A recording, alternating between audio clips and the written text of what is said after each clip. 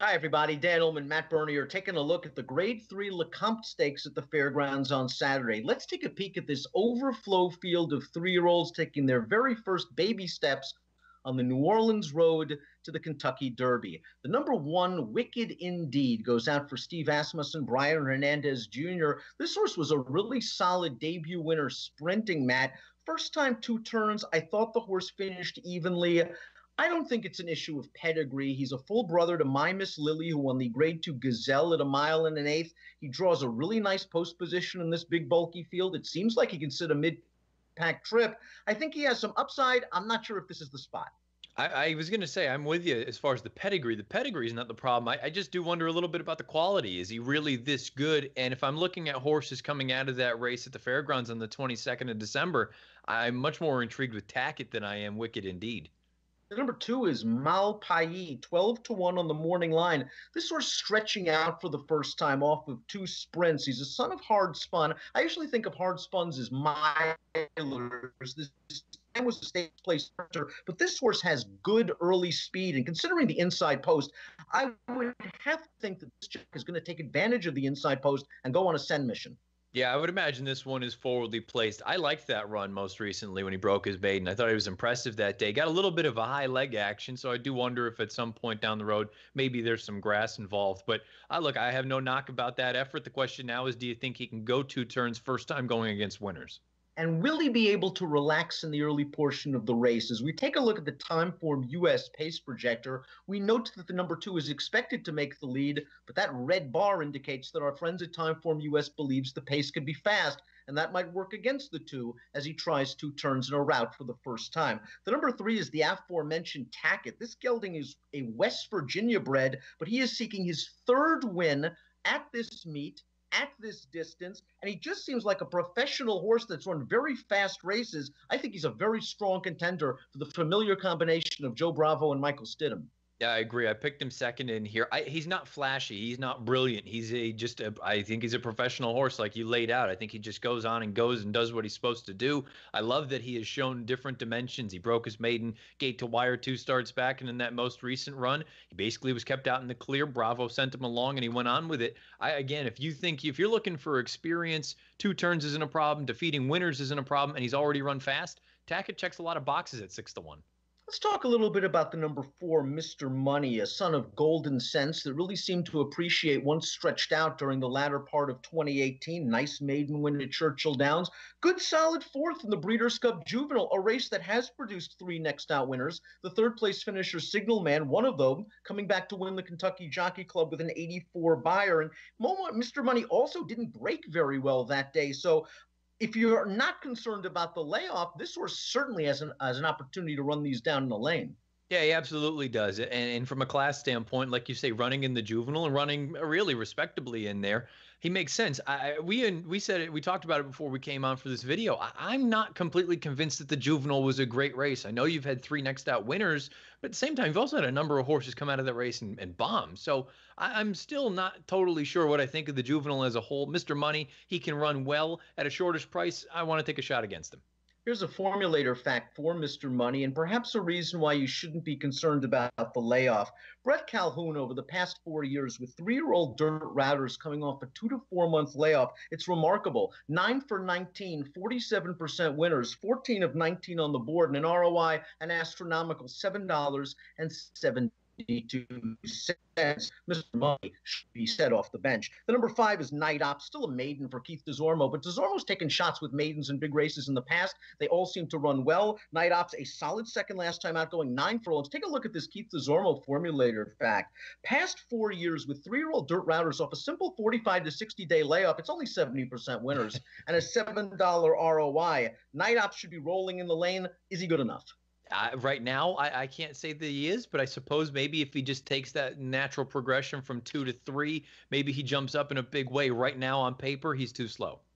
One of the major question marks handicappers have to ask themselves in this race is, do you believe the Buyer's speed figure coming from the Sugar Bowl Stakes at the Fairgrounds on December the 22nd? The third place finisher of that race, Hog Creek Hustle, basically ran the same race he did 2 starts back, sprinting at 7 furlongs. He's a half to Majestic Dunhill, a really nice horse in his own right, a multiple stakes winning sprinter, but that could be the question with Hog Creek Hustle. He's run once going long, the Iroquois, he never fired that day. Does this horse really want 2 turns, or is he more of a late running sprint type?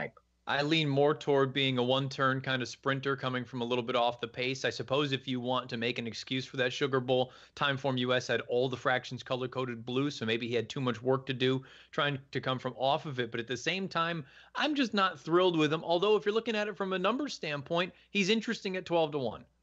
Ryland is 12-1 on the morning line. That's the number 7. James Graham takes the mount, a full brother to a stakes-winning miler named Isotope. Pulled off a big upset 2 starts back at Churchill Downs, then just didn't break in the Kentucky Jockey Club. And he also had the ready-made excuse of a sloppy track. He has been consistent thus far throughout his career, and it's nice to see the Buyers increasing. Going out for a high-percentage trainer in Tom Amos, I think he's a horse that you could use underneath. I agree with that. The blinker's going on. Hopefully he's not as far back as he has been in basically every one of his starts to date. But I kind of look at him right now and say, I think you're a minor award contender at the most. I'd be very, very surprised if he's there at the wire. The number 8, War of Will, is doubtlessly talented. As a maiden in his second start, he earned a Grade 1 placing in the Summer Stakes. He ran in the Breeders' Cup Juvenile Turf. He ran quite well. Mark Cassidy tried the dirt last time out in a maiden race, and he exploded over a sloppy track to win with a rock-solid 82 Buyer. While his pedigree is mostly geared towards turf, he is a half-brother to Tacticus, a multiple stakes winner going very long on the dirt. Mark Cassidy has good numbers with these kind of horses. Last out maiden winners, 45 to 60 days over the past 5 years with 3-year-olds on dirt. Only 2 for 10, but hey, positive ROI, 284. This horse might have the most upside potential of any horse in this race. I've been wrong before. I'll be wrong again, but I have to be honest. I don't think this horse has run a poor race in any one of his 5 lifetime starts. He's been thrown into some very, very difficult spots. So I don't look at him as just another maiden winner in his most recent run. I could make the real serious case that he is actually the class of the field because of who he's run against throughout his career already. I was very taken by that effort. I know he didn't beat much at Churchill most recently, and it came over a sloppy sealed track. I tell you what, I think if he replicates that effort or improves slightly, which is not out of the realm of possibility as a newly turned 3-year-old, I think he's a major player in this race. And I'll go out on a limb and say, I think he is one of the more intriguing 3-year-olds leading up to the Kentucky Derby if he stays sound. His stablemate right next door is the number 9, Mo Speedy. He's a half-brother to one of our favorites. Good old neck. Neck could do that at the racetrack, and he ran for most speed purple that day. Yeah, I don't know what you're going to get from this horse. His most recent run, I thought it was fine. I just think it was, considering it was off the turf, his 2 first races were on grass. To me, there's a real scenario where this is the kind of horse that he might be in a little bit tough right now. But at the same time, I think it's a positive that the connections see fit to throw him into the deep end. Has Chase the Ghost found what he's looking for? The number 10 tried 2 turns for the first time at the Fairgrounds most recently and displayed market improvement from an ability and tactical standpoint, and it was the best Buyer of his career. Is he just coming to hand right now? It's possible. I kind of liked that effort from him. I thought it was, put it this way, I don't think it was awesome, but I don't think it was bad whatsoever. I think he's in here with the puncher's chance. He just kind of stayed on. He grinded away. Keep in mind, there was a pace setter that day that it came to basically a complete stop for the final couple hundred yards, and they were able to go and run him down. I think Chase the Ghost is nice. I think he's going to need to improve. Let's move on to the 11 Type 10. Another one going out for Steve Asmussen, a full to a stakes place Turf Wars. This horse was a very precocious 2-year-old in 2018, placing in both the Saratoga Special and the Iroquois. He missed a little bit of time before the Breeders' Cup Juvenile, didn't get the best trip in the world, and it didn't work out. Do you think this is a horse that will go on with it at 3, that will be a horse that can handle longer distances, or do you think he was kind of just precocious? They're starting to catch up to him. I think it could be a little bit of everything, and I do wonder about his distance now. What ultimately does he want to do? Is he going to be a mile and a 16th, a mile and an 1/8 type, or is he going to be a horse that wants to go slightly shorter? The Juvenile, I've made it clear, I don't really know what to do with that race just yet. The Iroquois, I think he was a little bit green. He swapped leads down the lane. I don't think it was a terrible effort, but to be frank, I don't love the Iroquois as a whole. So to me, this is going to be a wait and see kind of race for him at 8-1. That's too light. Limited positive formulator fact for trainer Asmussen. Past 5 years, 3-year-old dirt routers, 2 to 4 month layoffs in graded stakes, 20% winners, positive ROI 367. We move to the 12, Pluka Parfait, who really seems to appreciate distance. Last time out in the Kentucky Jockey Club, he caught a nice hot pace that really benefited him coming from the back of the pack. And he ran well to be a neck behind Signal Man, who's probably one of the better 2-year-olds going into this 3-year-old season. Pluka Parfait, I think, can be closer to the pace if need be. It's nice to know that he's adaptable. He goes out for a good team of Julian Leparoux and Brendan Walsh. I'm expecting a nice performance. Yeah, I agree. I expect this horse to run well, and I think he's honest. Again, he's not one that's brilliant by any stretch, but I like everything I've seen from him. And I agree with you about where he can be placed because 2 starts back, he was only 3 lengths off of it, and he was relatively close to the pace going around the far turn. So I don't think you're talking about a true one-run closer in here. I think he's adaptable. If the pace is slower, I think he can get into the run earlier. If the pace is hot, he can make that big move from the back. So far to date, I don't have any knocks against him. We talked about handicappers questioning the Beyer speed figure of the Sugar Bowl Stakes. And I think one of the reasons some might question that number is because the number 13, Manny Wah, popped a 91 Beyer speed figure in his 7th lifetime start. After 6 races, while showing improvement, didn't crack an 80 in any one of those starts. Was it simply an aberrant Beyer, or do you think this horse really improved with blinkers? And I'm going to go with the latter. I thought it was a good performance. He got wired that day in a race that Timeform US has color-coded blue from a pace standpoint from their figures. Manny Watt tried to come from out of it. I thought he ran a good second. This dam was a stakes winner on the turf.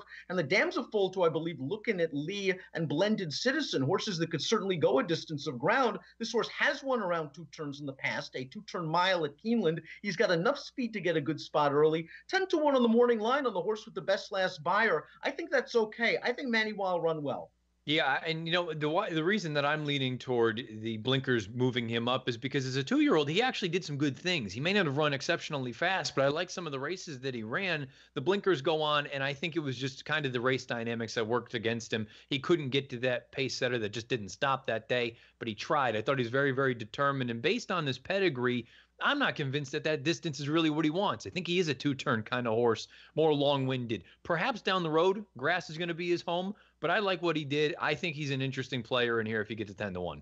Pace not, post position not favorable, however, and the 14 Admire stuck in a similar situation. This horse is yet to set foot on fast ground, ran very well at 1 1/8 miles to beat Night Ops last time out. His dam was a grade 3 place sprinter, but you don't worry about distance with this horse. How does Robbie Alvarado play the break here? I mean, Manny Wah's got to go. If Admire goes, he could be wide going to the first turn, and if he takes back and just tries to save ground, he's coming from last. Yeah, honestly, that was the thing I was going to bring up. I just don't know how Alvarado is going to play this thing because I'm sure they'll play the break. If nobody to the inside is intent on the lead, then you really push hard. But at the same time, like you say, there's a real scenario where if you go up there, you're caught 4 or 5 wide into that first turn. Pedigree shouldn't be an issue in distance, but at the same time, I don't know that I want to find out first time off of a layoff going 1.70 miles against winners that I can carry 5-6 pads worth of ground extra than in some of the other contenders. I just think for me, this is one to sit back and watch because this post position probably compromised his chances. Let's take a look at our top picks for the Lecomte. I already made my case for Manny Wah, second off the layoff, second time blinkers coming off his fastest race. Enough speed, I think, to gain a forward position going into the first turn. Has already won around 2 turns. I'm going 13, 6, 3, and 12, but War of Will. You are very high on this horse. And again, from a performance standpoint, he's been extremely, extremely impressive. And I think he's adaptable from a pace situation. Yeah, like I said, I've been wrong before. I'll be wrong again. Maybe it's with this horse. Maybe it's not. I was really taken with that effort. I thought it was very, very impressive. And I don't think he is sort of your run-of-the-mill last out maiden winner. I think he's better than that. I agree with you about the pace situation. I think he can adapt. He can be more forward. I don't think he absolutely needs the lead. We saw that in that Churchill race. I'm very high on this horse. The problem is I have a funny feeling he may end up being the favorite when it's all said and done in this race. The 6 to 1, I think, is a pipe dream. I think he might go off in that 5 to 2 range. Give me numbers. 8, 3, 2, 12. Kentucky Derby dreaming in January with the Grade 3 Lecomte Stakes at the Fairgrounds. Saturday is race number 12, has an approximate post time of 5:49 Central. Best of luck.